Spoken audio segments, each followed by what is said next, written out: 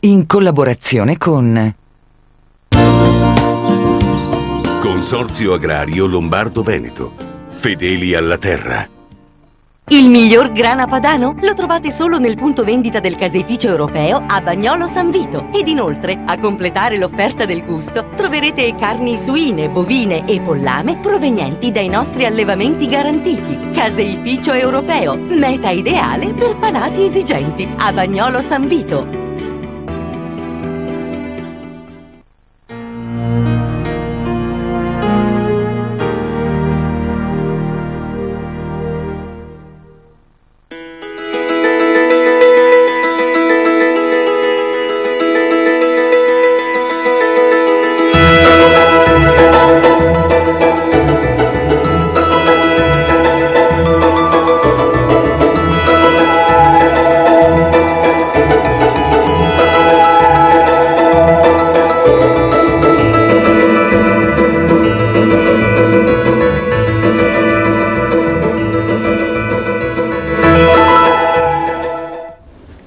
Buonasera, benvenuti a questa nuova puntata di Confini oltre l'agricoltura. Oggi vogliamo parlarvi di un tema che riguarda da vicino le imprese agricole. Si tratta del ricambio generazionale, ovvero di quando alla guida di un'azienda all'imprenditore anziano subentra un imprenditore giovane, che può essere il figlio piuttosto che il nipote. Ecco, si tratta di una questione forse troppo spesso sottovalutata, ma che ha ripercussioni su più versanti, da quello che riguarda la gestione pratica dell'azienda fino a quello che tocca i contributi, i sostegni alle giovani leve. Ecco, io vado subito a presentarvi i nostri ospiti in studio. Abbiamo Francesca Ronconi, presidente di Anga Mantova, gruppo giovani di Confagricoltura. Grazie per essere qui con noi. Grazie a voi di avermi invitato. Davide Bulgarelli, presidente di Agia Lombardia, gruppo giovani della Confederazione Italiana Agricoltori. Noi partiamo come sempre dal nostro servizio di copertina. È una fotografia in chiaroscuro, quella che ritrae la presenza dei giovani in agricoltura, istruite, qualificate, attente all'innovazione. Le nuove leve che operano nel settore primario sono però ancora poche, troppo poche. I dati sono stati presentati il 4 e 5 novembre in occasione del primo forum nazionale dei giovani agricoltori di Confagricoltura. Andiamo a vedere questi dati. L'Italia non è un paese per giovani, o almeno non per giovani agricoltori. Mentre la tecnologia ha fatto passi da gigante, le risorse umane alla guida del settore primario sono rimaste sempre le stesse. A tracciare questo bilancio fatto di luce e ombre è stata l'indagine condotta da Nomisma per conto dei giovani agricoltori di Confagricoltura, presentata alcuni giorni fa in occasione del primo forum nazionale di Rimini. I dati non lasciano spazio a libere interpretazioni. Le giovani leve dell'agricoltura italiana sono ancora poche, troppo poche. Gli imprenditori under 40 sono intorno all'8%, quelli under 35 si fermano addirittura al 2,9%, una quota ancora molto lontana dalla media europea del 6%. Gli over 65 sono invece il 44,1%, dato che porta l'Italia a primeggiare per anzianità a livello europeo. La seconda è la Spagna con il 34,6%. Mentre l'indice di ricambio generazionale misurato dal rapporto tra imprenditori agricoli con meno di 35 anni rispetto agli over 65 è pari ad appena il 7%, a fronte del 18% della media comunitaria, del 51% della Francia e del 104% della Germania. Ma il lato positivo di questa ricerca c'è e regala nuove speranze al comparto. Se da un lato i giovani sono pochi, dall'altro risultano però più competitivi. La ricerca, svolta su un campione di 200 giovani agricoltori, mette in evidenza infatti un altro aspetto. Il 23% delle imprese condotte da giovani sono propense all'innovazione. Trasformazione delle produzioni, agriturismo, vendita diretta in azienda e agroenergie rappresentano le principali novità introdotte nell'ultimo quinquennio, che hanno permesso non solo di incrementare e diversificare le fonti di reddito, ma anche di ridurre i costi di produzione e di migliorare la qualità qualità dei prodotti aziendali. Ma giovane, a quanto pare, è anche sinonimo di istruito. Secondo la ricerca di Nomisma, il 47,8% degli intervistati è laureato e quasi il 60% realizza produzioni certificate, creando in media il 35% di valore aggiunto in più dei colleghi senior. Insomma, la realtà dei giovani agricoltori italiani si presenta ricca di potenzialità che attendono soltanto di essere valorizzate.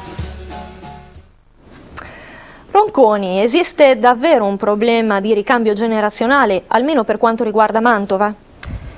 Il problema esiste anche nella provincia di Mantova, non così accentuato come nel resto del paese dell'Italia. La percezione che si ha sul mantovano è comunque di un'agricoltura in alcuni casi proprio guidata da giovani, giovani che comunque, nonostante siano la seconda generazione, se non la terza, prendono decisioni in azienda, danno il loro contributo nella gestione quotidiana della loro azienda.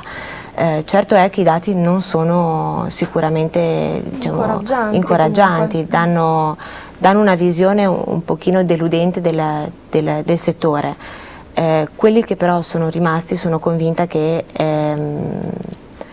le decisioni le prendano seriamente, proprio perché investono in prima persona, sia in termini economici che in termini di risorse e di tempo che dedicano alla loro attività. Certo. Quindi sono convinta che è un problema a livello nazionale, meno accentuato a livello lombardo e sicuramente ancora meno a livello di provincia mantovana. Certo. Quindi insomma non siamo un'isola felice, però insomma tutto meglio sommato meglio ecco, che in altre zone dell'Italia.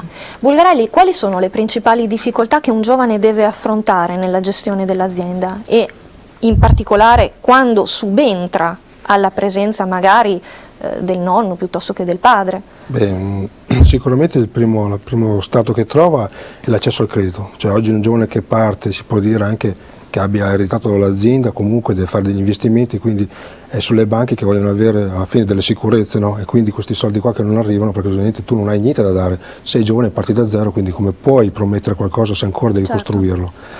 E seconda roba, sicuramente la banca terra, il famoso bene terra, cioè appunto non si trova neanche la terra, anche quella è poca, a Manta soprattutto abbiamo il problema dei nitrati, quindi cosa vuol dire? Vuol dire che veramente non possiamo più tanto svilupparci, abbiamo quel poca terra lì già tutta occupata perché abbiamo insediamenti abbastanza grandi e quindi è un bene terra, è il secondo problema. Poi infine quello che hai appena detto anche tu è il cambio generazionale, cioè abbiamo ancora i nonni, i papà che non investono sul figlio, hanno paura perché sono cresciuti costruendo loro pian poco alla volta e quindi hanno paura che questo castello, buttandolo nelle mani o perlomeno lasciando fare ai giovani, vada distrutto, vada perso subito in poco tempo. Certo. Quindi, ma anche se comunque la politica ci insegna che il futuro è impegnandosi nei giovani, se si vuole una risposta incisiva subito. Ronconi, quali sono gli aspetti positivi delle aziende gestite da giovani? Che cosa possono dare in più, oltre al fatturato, perché comunque vediamo che le aziende gestite da giovani sono in grado di dare una percentuale molto alta di fatturato in più rispetto a quelle, tra virgolette, vecchie. Sicuramente l'innovazione, la propensione al cambiamento, nel senso l'essere più, tra virgolette, al passo con i tempi, disposti proprio a mettersi in gioco e a rischiare anche, ci sono aziende, ad esempio, faccio un esempio, aziende da latte, che hanno bovini da latte o suini da macello, che comunque hanno di fronte a una problematica come quella che hai nominato prima tu, Davide, dei nitrati, decidono di cogliere l'opportunità dei nitrati, quindi magari inserendo all'interno della propria azienda un discorso di biogas che va a sfruttare l'energia dei liquami per produrre energia. Quindi cosa che magari i nostri genitori o i nostri nonni di fronte a un ostacolo come può essere la normativa si trovano costretti a chiudere o comunque non riescono a uscire da questa impasse della difficoltà. Certo.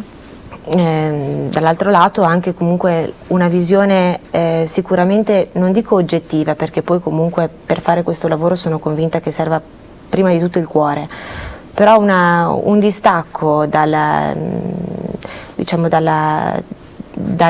passione, quindi se una realtà ha dei momenti di difficoltà o è opportuno proprio fare un cambiamento radicale dell'indirizzo produttivo, con un certo distacco si dica, il giovane magari riesce a dire più facilmente, certo, guarda papà, forse è il caso di fare questa cosa, forse è il caso di associarsi o avere un rapporto con altri settori, quindi per vedere dalla difficoltà di trovare un'opportunità, cosa certo, che magari i nostri genitori fanno fatica o le loro esperienze non hanno portato a questo salto di rimanevano più circoscritte. Esatto. Ecco. E tra l'altro, Bulgarelli, vediamo che le imprese giovani sono molto più propense a spostarsi verso la multifunzionalità, è così, sì, anche su Mantova? Su Mantova soprattutto, anzi noi come CIA siamo stati i promotori poi dell'agriturismo, sono nati molti agriturismi, poi il giovane guarda l'innovazione, quindi poi di fare i pannelli fotovoltaici come secondo reddito, perché ormai il lavoro, direi che il lavoro della stalla, delle vacche, non è più come una volta che si faceva quel lavoro lì, solo quello lì. Oggi il giovane, proprio perché è giovane, è un comparto della sua vita. Per verità il giovane vuole anche divertirsi, vuole i tempi morti anche lui, ha delle passioni, ha delle voglie di vivere, quindi è un lavoro ma non più che prende il 100% della sua vita, fa parte del comparto della sua vita, ma dopo c'è una famiglia, ha degli hobby e quindi è la multifunzionalità già creata di per sé dal giovane. Un giovane che non vuole comunque consacrare la sua vita completamente, esatto, all'agricoltura, ma che insomma ha comunque degli hobby, magari esatto, delle altre vocazioni. Ha delle vedute più aperte. Certo. Poi giustamente quello che voglio solo aggiungere è che il giovane cosa di più alla fine dell'anziano è che lui, appunto, proprio la parola è giovane, ha una vita davanti, quindi lui queste politiche del pensionamento a 65 anni, 70 anni non lo tocca neanche, perché lui vede che la vita è lunga davanti a sé. Cosa succede lui? Parte già come facevo io poi adesso, tutt'altro adesso come giovane, perché a volte ho delle repliche con papà o con lo zio che si fanno dei progetti e comincia a dire ma se sbagli, è quello il bello, che se sbaglio ho il tempo davanti per correggermi. Se invece hai una certa età, come purtroppo appunto il cambio generazionale lo ne dice, succede che loro a 50-60 anni vedono già, diciamo così, la fine, invece tu che sei giovane vedi, non te ne frega niente, ti dici se sbaglio ho il tempo per rimediare. C'è tempo e modo per rimediare. Va bene, allora andiamo a vedere dal punto di vista legislativo quali sono le novità e le proposte del gruppo giovani dell'Agia CIA sul ricambio generazionale sono arrivate addirittura in Parlamento. Ecco che cosa prevede il disegno di legge, il 2674, sostenuto dal presidente nazionale dell'Agia CIA Luca Brunelli e di cui risulta prima firmataria la senatrice del Partito Democratico Maria Teresa Bertuzzi. Andiamo a sentire che cosa prevede direttamente questo disegno di legge. Agevolare l'accesso al bene terra, investire nello start-up aziendale, sostenere l'affiancamento di giovani agricoltori in aziende avviate. Sono queste le proposte del disegno di legge per il ricambio generazionale in agricoltura, in fase di discussione in Commissione Agricoltura al Senato. L'obiettivo di questo disegno di legge è quello innanzitutto di cercare di mettere in trasparenza il mercato dell'acquisto e della vendita della terra. Si parla di tante speculazioni a cui il nostro Paese è assoggettato dal mercato finanziario piuttosto che in altri ambiti, ma nessuno parla dell'attività speculativa che si sta facendo oggi sui terreni agricoli, che stanno rendendo di fatto l'investimento nella terra assolutamente inaccessibile per chi vuole fare impresa. Allora il primo passaggio è sicuramente quello di mettere in trasparenza il mercato attraverso un luogo virtuale di incontro tra la domanda e l'offerta. C'è un grande tema che è quello delle terre demaniali e non solo del demanio dello Stato ma anche di proprietà di tanti enti pubblici che oggi non sono nelle disponibilità degli agricoltori e quindi la costituzione della banca delle terre pubbliche secondo me sarebbe un atto molto importante anche simbolico a dire io Paese credo nell'agricoltura, credo nei giovani e metto a disposizione in questo mercato in cui la disponibilità della terra è così complesso quello che posso mettere a disposizione. Noi giovani nell'affiancamento vediamo questo, un'unione tra dei due sforzi, da una parte il senior, da una parte il giovane. Qui dobbiamo creare delle possibilità di incontro che vengono e che derivano dalla possibilità di accedere a finanziamenti, ad agevolazioni che riguardino entrambi, quindi aiutino il senior in qualche modo a lasciare dignitosamente il suo lavoro, al giovane di riuscire ad acquisire quell'azienda e quell'esperienza per poter portare avanti un progetto iniziato o anche un progetto rinnovato. Eccoci di nuovo in studio. Bulgarelli, come AGIAC avete recentemente sottoposto al commissario UE Cioloș la necessità di promuovere delle misure di affiancamento imprenditore anziano e imprenditore giovane, prevedendo anche un premio cumulativo tra il primo insediamento e il prepensionamento. Ecco, come nasce questa proposta? Questa proposta nasce appunto dopo varie riunioni che abbiamo fatto tra noi giovani a Roma, che intanto ci troviamo, diciamo così, mensilmente, perché abbiamo capito noi stessi che lavoriamo in primo piano su questa cosa qui, che manca sempre la liquidità per la fine. Come diceva anche la senatrice, manca il Beneterra, per comprare questo Beneterra molti fondi servono, e quindi abbiamo capito che il budget che poi alla fine la PAC introduceva, che sta introducendo come bozza così, è troppo poco. Quel 2% che poi si sente nominare spesso sul budget che si dà a ogni Stato membro è troppo poco. Noi vogliamo arrivare almeno al 25-30%, oltre appunto i premi base per il primo insediamento e così via. Certo.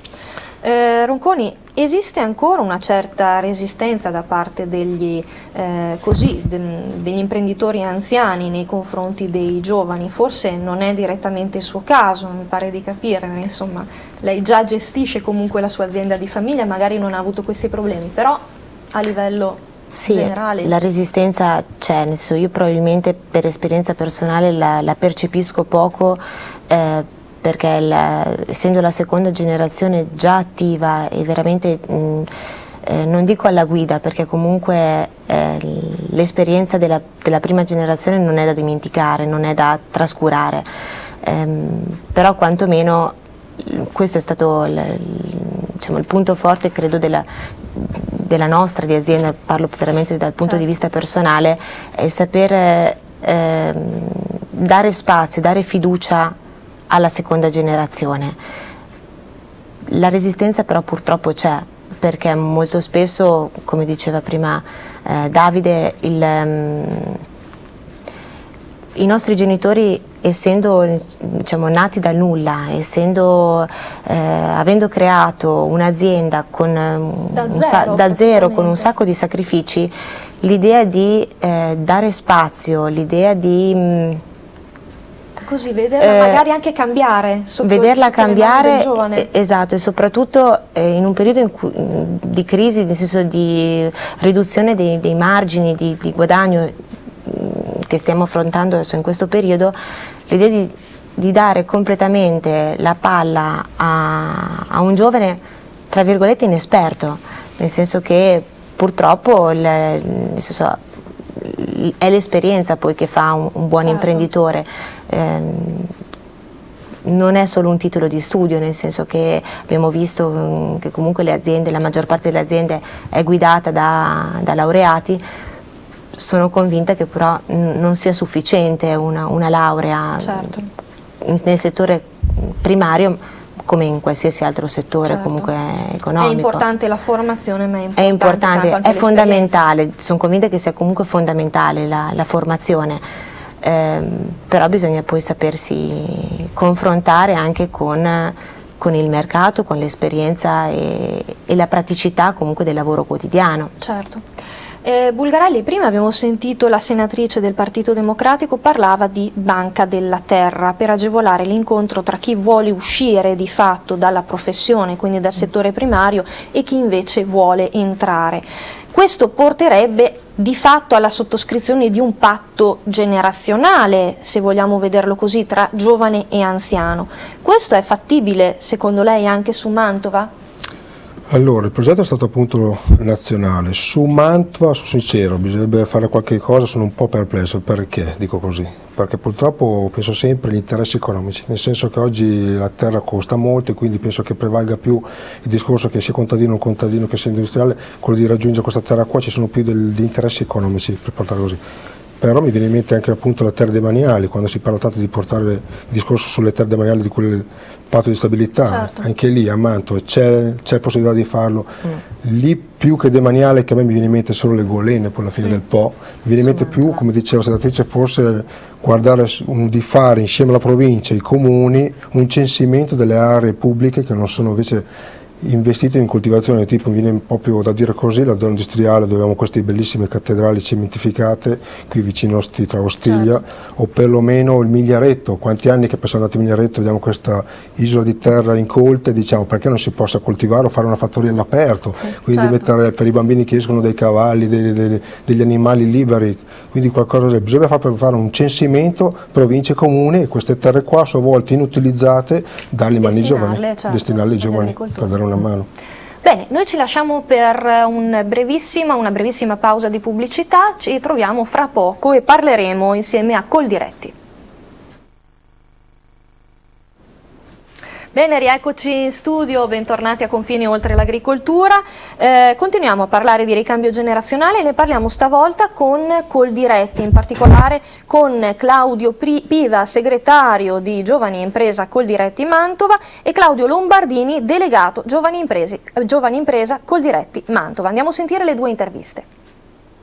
Partiamo dalla figura dell'agricoltore, una figura che ha subito una evoluzione nel corso degli ultimi anni. Infatti da contadino, comunque da figura ai margini, è diventato imprenditore che deve fare i conti insomma anche con il marketing piuttosto che con la comunicazione.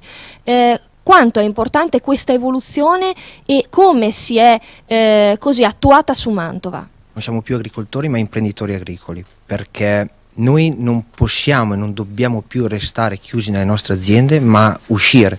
Ormai l'azienda agricola non è più solamente da considerare come un appezzamento di terra, ma è da considerare come un'impresa vera e propria. La vecchia generazione deve darci la possibilità di creare questa nuova agricoltura, perché l'agricoltura non può essere gessata, ma deve cambiare con i tempi, cambiare guardando i fabbisogni della gente, dei cittadini consumatori.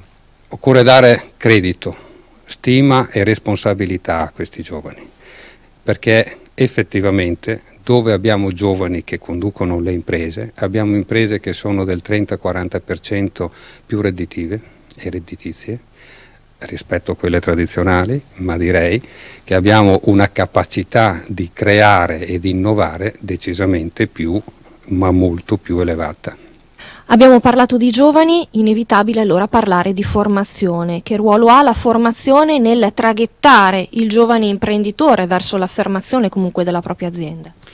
È un ruolo strategico, direi che è decisivo oggi. Bisogna che sappia rispondere a queste nuove esigenze e sappia trasmettere la capacità di superare un mondo che non c'è più per entrare e vivere un mondo moderno, nuovo, che richiede maggiori responsabilità ma anche maggiori capacità professionali. Eccoci in studio. Bulgarelli, una delle difficoltà individuate dai giovani è legata all'accesso al bene terra, una questione che potrebbe essere risolta proprio attraverso il provvedimento contenuto nella legge di stabilità che consente la vendita di terreni demaniali. Ora, fermo restando che questo provvedimento deve ancora essere approvato, però faccio riferimento dei dati che hanno illustrato sono stati illustrati da Coldiretti. Dalla vendita di 338.000 ettari di terreni agricoli pubblici, pensate, in Italia, potrebbero nascere fino a 43.000 nuove imprese agricole condotte da giovani. Stiamo parlando a livello nazionale. A livello di Lombardia potrebbero essere 1.300 le nuove imprese. Questi sono dati Coldiretti. Piva e Lombardini si sono dichiarati estremamente favorevoli a questo provvedimento. Voi come CIA cosa ne pensate? È una cosa fattibile su Mantova e a che cosa potrebbe portare? Sì, noi come CIA siamo propositivi, anzi anche come AGEL abbiamo sempre portato avanti questa campagna qua. Sicuramente, come dicevo che prima, la terra c'è, questo bene terra noi siamo insieme all'agricoltura, col diretti siamo positivi, anzi speriamo che possa passare questo emendamento, questo patto di stabilità. Come dicevo prima, c'è un censimento per vedere le zone che si possono appunto interessare, quindi un censimento da parte del comune e della provincia per capire le zone come le servitù militari, poi adesso mi viene in mente che possono essere altrettanto anche loro disponibili per le aziende, ed è un bene quindi da dividere equamente tra tutti noi, logicamente, dando, se volete, anche guardando quel fatto lì, un senso anche economico, perché alla fine non è che la si regala al giovane, gli si dice di pagare logicamente una somma più base, ma comunque è un incentivo a portare anche lui un reddito economico al comune, alla provincia stessa che ce l'ha lì, che non dà reddito, quindi in questo modo potrebbe portare delle entrate nelle casse dei comuni, anche volendo guardare. Assolutamente sì. Senza il bene del paesaggio, del territorio, quindi diciamo così, una cartolina più verde, visto che oggi si punta molto come PAC sul green, che ne abbiamo già molto di per sé se vogliamo guardare, però ulteriormente abbellirebbe il paesaggio di Mantova e dintorni. Comunque ci sarebbe un doppio vantaggio, come diceva lei, comunque ci sarebbe il fatto per lo Stato di fare cassa e comunque dare una possibilità in più ai giovani che vogliono iniziare, comunque vogliono investire in questo settore, nel settore primario. Ronconi, quanto conta però l'attrattività delle aree rurali a fronte comunque di una situazione comunque di crisi economica? Quanto conta l'attrattività delle aree rurali per i giovani e come fare a spingerli magari a investire in questo settore? Allora, l'attrattività è fondamentale come in qualsiasi altro settore, credo.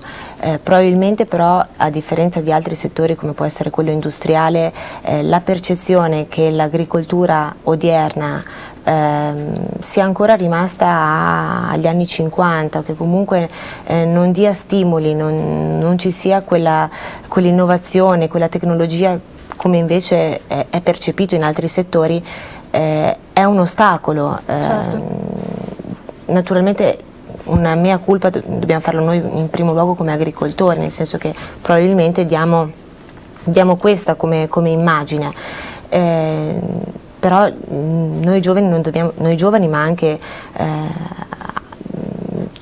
diciamo, tra virgolette, la nostra generazione precedente non deve dimenticare che l'agricoltura italiana eccelle in Europa e oltre, nel senso che siamo leader per qualità di prodotti, tecnologia, macchine agricole che comunque hanno un elevato livello di sofisticazione, nel senso sono gestite con l'elettronica per lo più, quindi l'attrattività è sì fondamentale. L'unica cosa che reputo importante sottolineare, l'attrattività deve essere data anche dalla generazione precedente, nel senso che non lasciare andare i giovani in altri settori, nel senso investire sui giovani, dare fiducia ai giovani, farli studiare, perché la formazione, come abbiamo già detto, è importante, però non spingere il giovane a dire vai a lavorare, altri percorsi. Fai carriera in altri settori, perché l'agricoltura da poco, perché sono luoghi comuni che diciamo, non condivido quantomeno a livello personale. L'agricoltura offre dei momenti di soddisfazione economica e non solo, perché non dimentichiamo che comunque è un settore che dà soddisfazione anche a livello, diciamo, emotivo più che economico. Questo poi detto da una donna, insomma, penso che sia importante, ecco, e penso che abbia un valore molto, molto profondo. Certo, poi guardi, la mia esperienza personale è stata quella di lavorare prima in altri settori, nel senso, sono stata formata dopo l'università, ho provato, diciamo, l'esperienza di un altro lavoro in altri settori, ripeto, per poi tornare con un bagaglio di esperienze che va applicato, naturalmente adattandolo, contestualizzato magari, però all'agricoltura. Sono cose che diciamo, servono secondo me adesso al settore primario, quindi non chiudersi, ma come dicevo prima con Davide, cercare una collaborazione sia con altre associazioni, ma soprattutto anche con altri settori, che sia quello industriale piuttosto che quello del commercio. Aprirvi quindi. Sì, per me è fondamentale proprio cercare una sinergia e una collaborazione anche con gli altri settori. comparti, certo. Del resto è una posizione questa espressa anche da Lombardini, da Piva, piuttosto che dallo stesso Brunelli, insomma, dicevano anche le vecchie generazioni sono loro a dover accompagnare i giovani verso lo sviluppo e quindi verso la gestione in maniera diretta dell'azienda. Un'ultima domanda prima di passare al servizio successivo. Bulgarelli, voi che cosa vi aspettate in concreto dalla PAC? Da questa PAC? Secondo me è la volta che si capisce, si percepisce se la politica, la Comunità Europea, voglia investire sui giovani.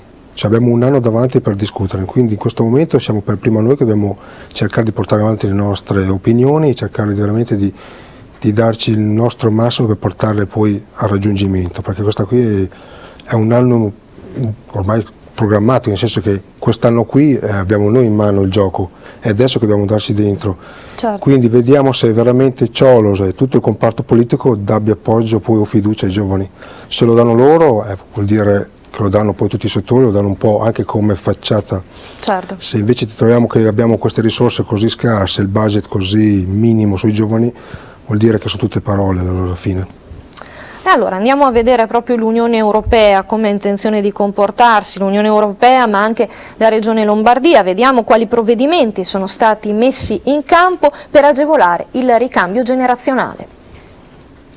Scarsa mobilità fondiaria, barriere fiscali e burocratiche, difficoltà di accesso al credito e alti costi di avviamento. Sarebbero questi i motivi alla base dell'assenza di ricambio generazionale, cui le istituzioni, da quelle europee a quelle regionali, hanno cercato di porre rimedio. Salutata con favore dalle associazioni agricole la norma contenuta nella legge di stabilità che prevede la vendita dei terreni demaniali con diritto di prelazione per gli agricoltori con meno di 40 anni. In questo modo da un lato lo Stato potrà fare cassa, mentre dall'altro si potranno avviare nuove imprese giovanili creando nuova occupazione.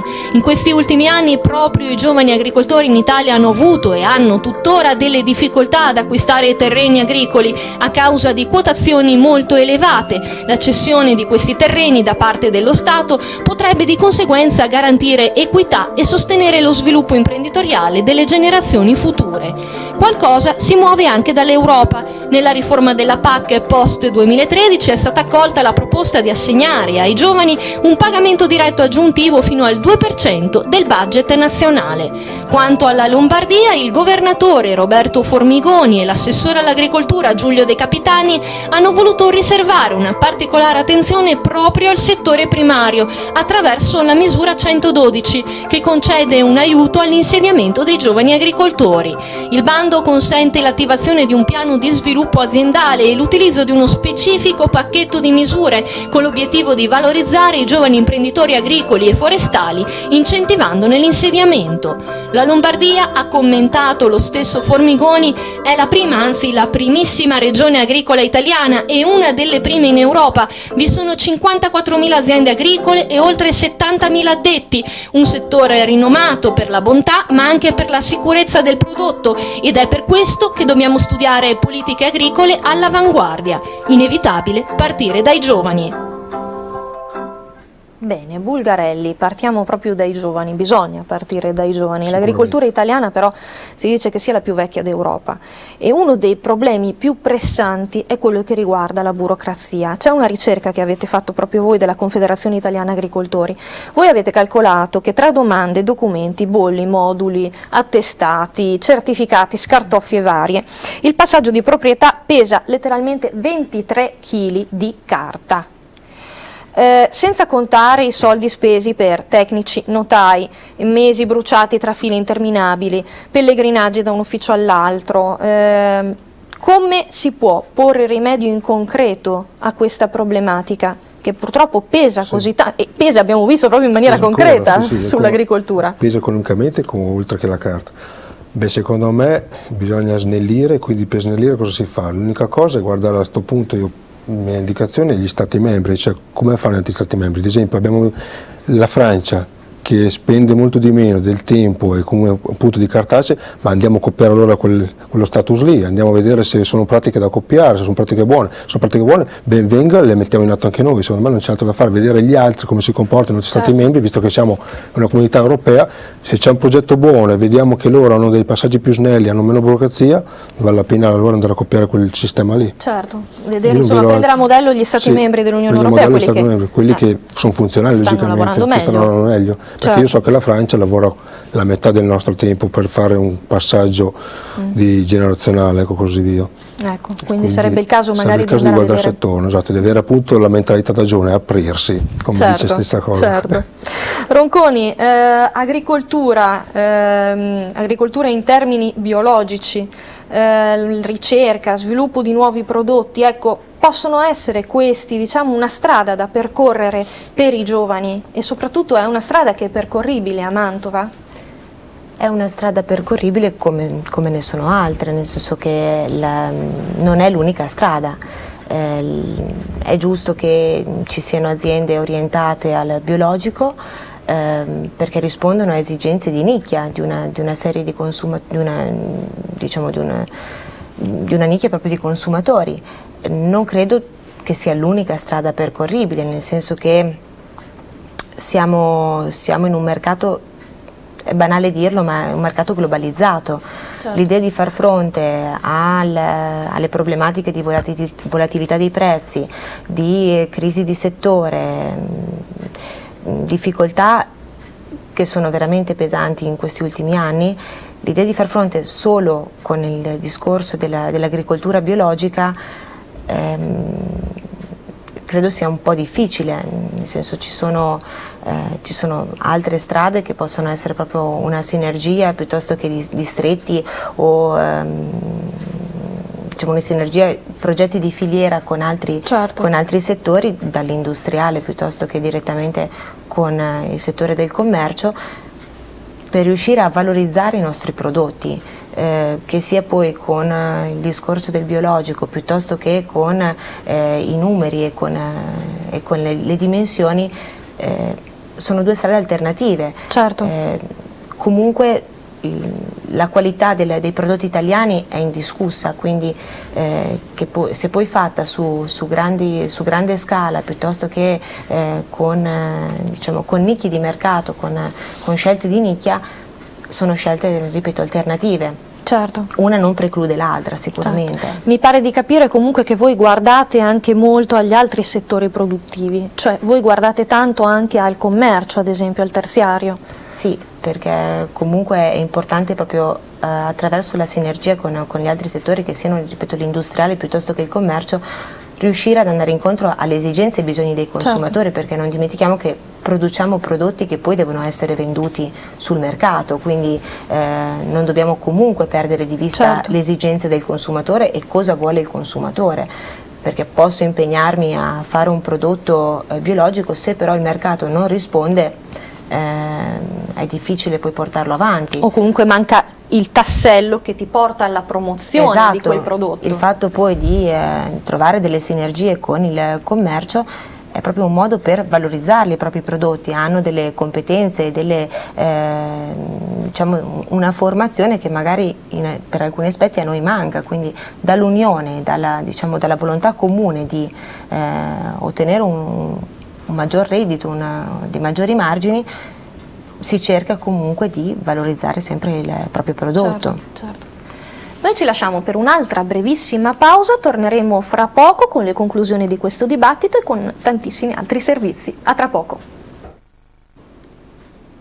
Ben ritrovati, terza parte di Confini oltre l'agricoltura. Arriviamo alle conclusioni di questo dibattito con i nostri due gentili ospiti. Allora, che consigli volete dare voi ai giovani e ai giovani laureati, magari? Abbiamo visto che c'è un'alta percentuale di laureati in agricoltura, che vogliono diventare comunque imprenditori agricoli. Ronconi, i dati sono proprio vostri. Io probabilmente darò un punto di vista da laureata. Davide magari non opposta alla mia, ma comunque diversa sicuramente. Innanzitutto la prima cosa da fare non è credere di essere, una volta ottenuta diciamo una laurea, un riconoscimento di studi, non fermarsi e dire sono arrivato, ma è il punto di inizio per iniziare un'attività imprenditoriale.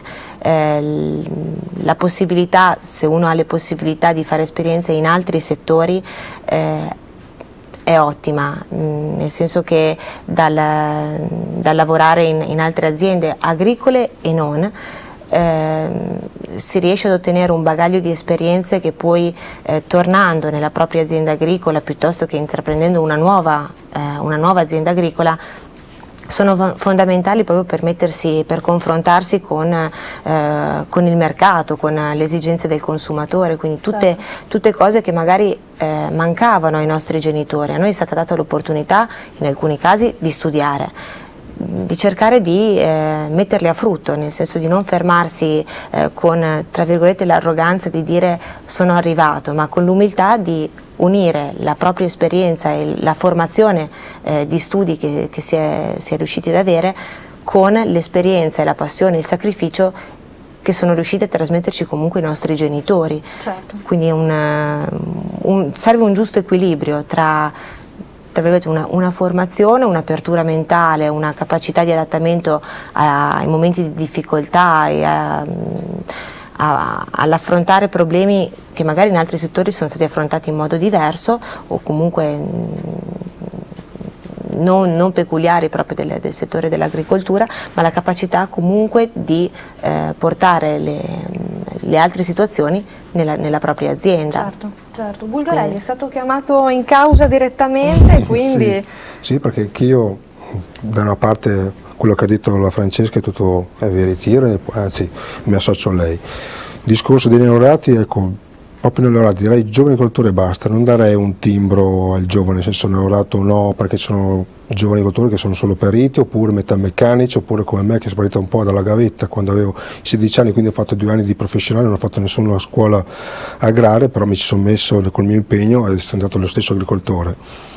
Quello che dico per essere moderno, logicamente avere una visione più aperta, in questo caso appunto come se ne parlava anche prima, per iniziare un'attività, avere l'esperienza di un anziano, o perlomeno con il progetto che tra l'altro noi come CEAGIA già avevamo messo in moto da 2 anni insieme alla Comunità Europea, l'Erasmus, quello di mandare per dei giovani che vogliono fare un'attività come voler fare del vino, del latte, fare un tirocinio di 6 mesi, tra l'altro a spese dell'Unione Europea, quello è il bello, per imparare l'attività se può piacere, se non può piacere e prendere poi le attitudini per poi partire. La cosa può essere reciproca, nel senso che noi possiamo anche ospitare appunto con questo Erasmus dei giovani dall'estero che vengono qua, che in più ci porteranno oltre noi a insegnare loro le loro esperienze, il loro modo di pensare, di vedere, conoscenze, certo, oltre che la lingua che si impara ancora meglio a parlare fra di noi, l'amicizia quella è scontata, quindi un modello deve essere appunto quello sempre di essere aperti, soprattutto come se ne parla, che succede molto spesso, continuare ad andare a scuola. Il problema dell'Italia è proprio quello, mentre negli altri stati membri si continua a fare corsi e scuole per gli agricoltori, qua una volta aver fatto l'azienda, fatto chi appunto l'università o chi le scuole agrarie, ci si ferma un po' lì, nel senso i corsi vengono fatti un po' da noi, vengono cercati da noi, quando invece dovrebbe essere già di prassi, no? Un corso certo, o quasi obbligatorio, una formazione. Un ruolo fondamentale della formazione, certo. Per gli agricoltori. Voi, domanda conclusiva per avere forse una fotografia generale dei giovani in agricoltura, come vedete il loro futuro dal vostro punto di vista, visto che guidate comunque 2 gruppi di giovani? Ronconi. Beh, la situazione, nel senso è, viviamo in un periodo dal 2008, quindi con una crisi di tutti i settori comunque, che è partita dal settore finanziario. Io credo che comunque l'agricoltura sia più probabilmente che altri settori abbia dimostrato di saper reagire molto bene a questa crisi, nel senso ci sono settori in cui gli investimenti si sono bloccati, la mancanza di liquidità c'è stata, c'è anche in agricoltura, non voglio negare che comunque le difficoltà ci sono anche nel settore dell'agricoltura, ma credo che molte realtà non abbiano smesso di investire nonostante la crisi, che siano convinte che comunque il settore primario, o quantomeno ne sono convinta io, sia quello che trainerà tutto il sistema economico per uscire da questa crisi, insomma. Certo. Bulgarelli lo sento più pessimista, almeno prima mi sembrava più pessimista. Pessimista, nel senso che l'ottimismo non manca, essendo giovane l'ottimismo.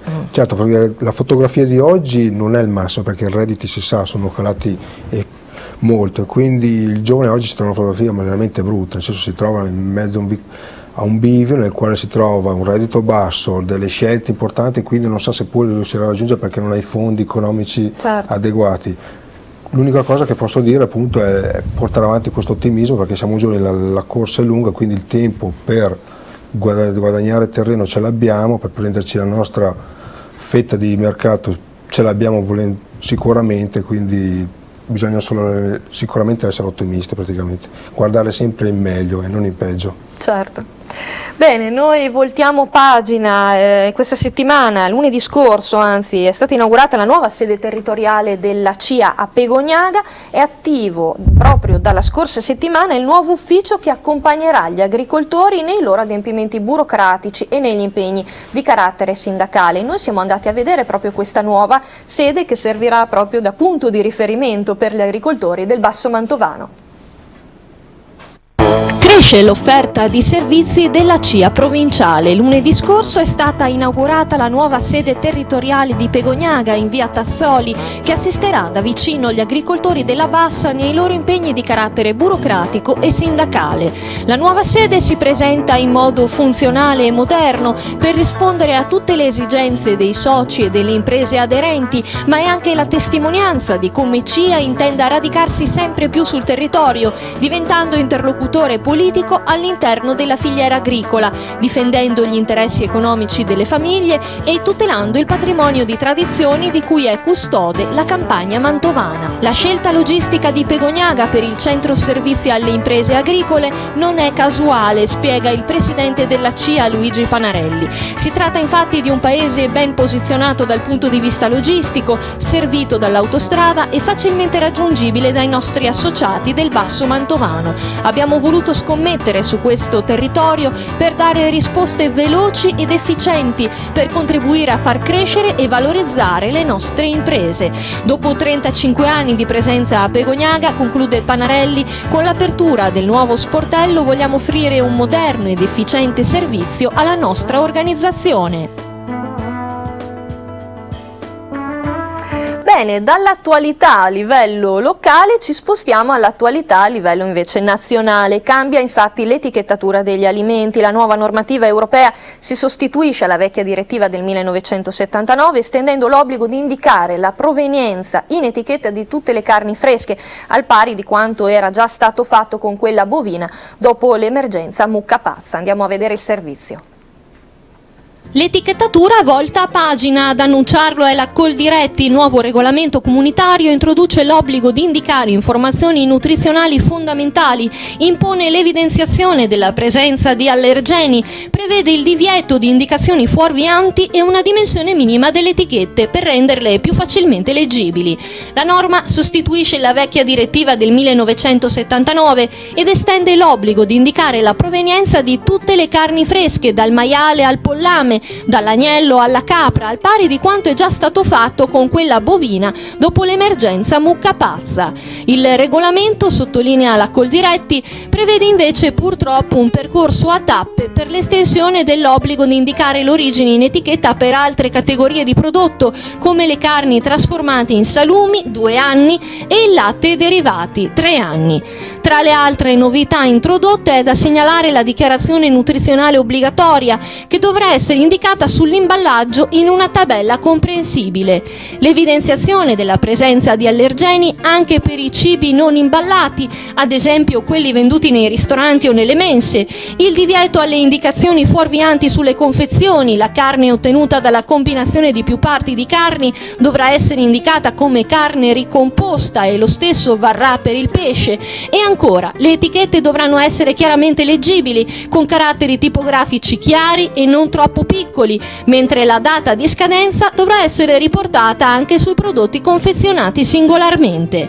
Il testo finale è frutto di un compromesso tra le 3 istituzioni europee, Commissione, Consiglio e Parlamento, dopo un lungo braccio di ferro durato 4 anni. Il negoziato si è svolto sotto la spinta delle numerose emergenze alimentari che si sono verificate nell'Unione Europea, dai maiali alla diossina alla mozzarella blu fino al batterio killer. Emergenze, conclude la Coldiretti, che avrebbero dovuto spingere le istituzioni comunitarie a scelte più immediate.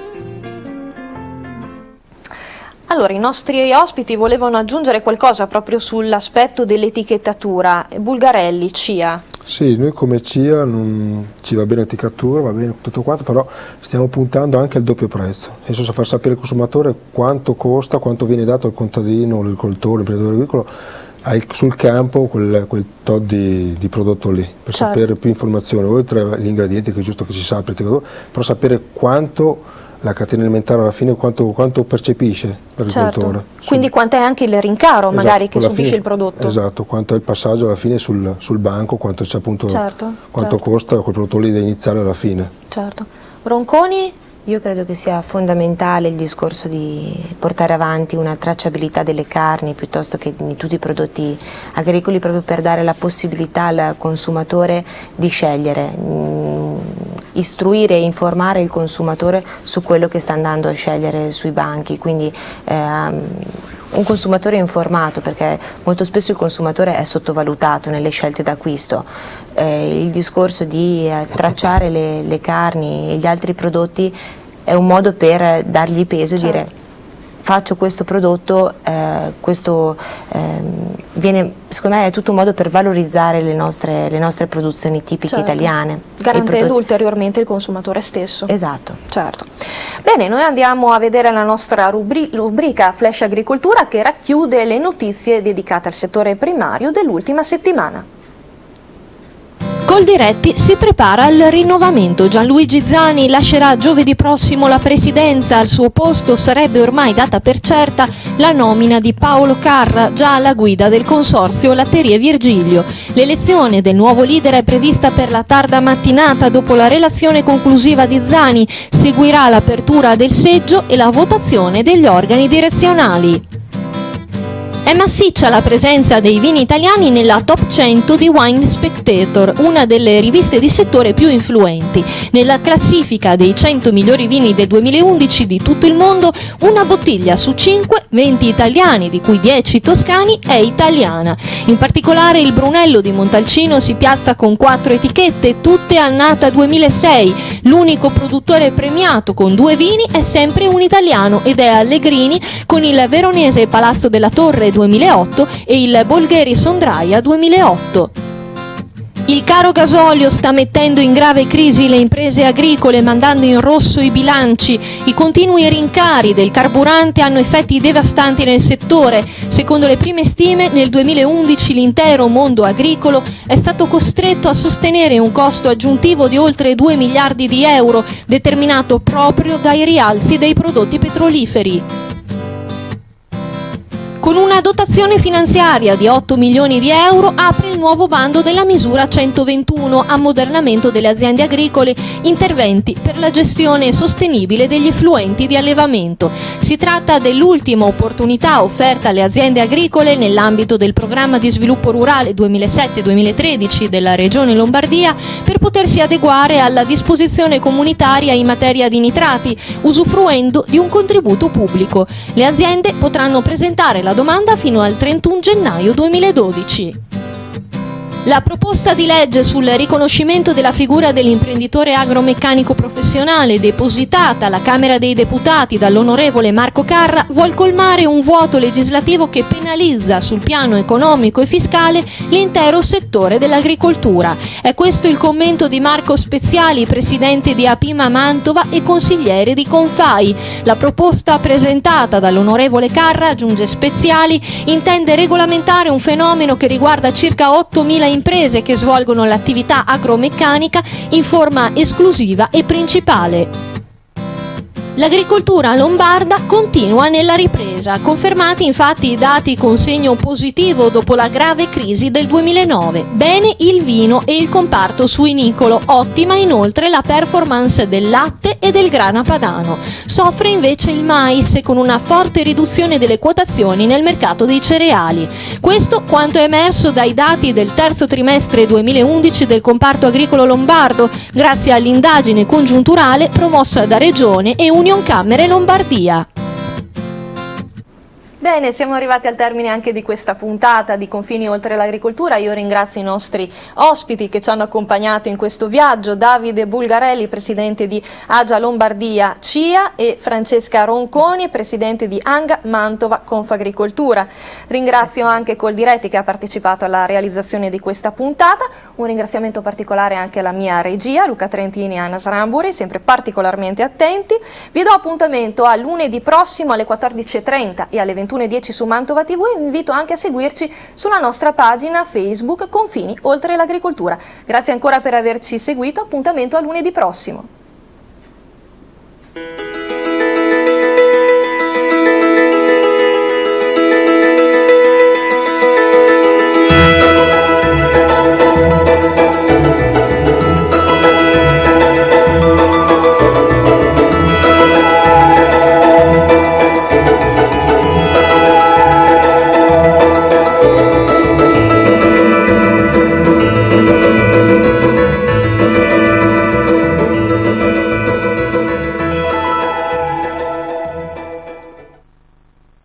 In collaborazione con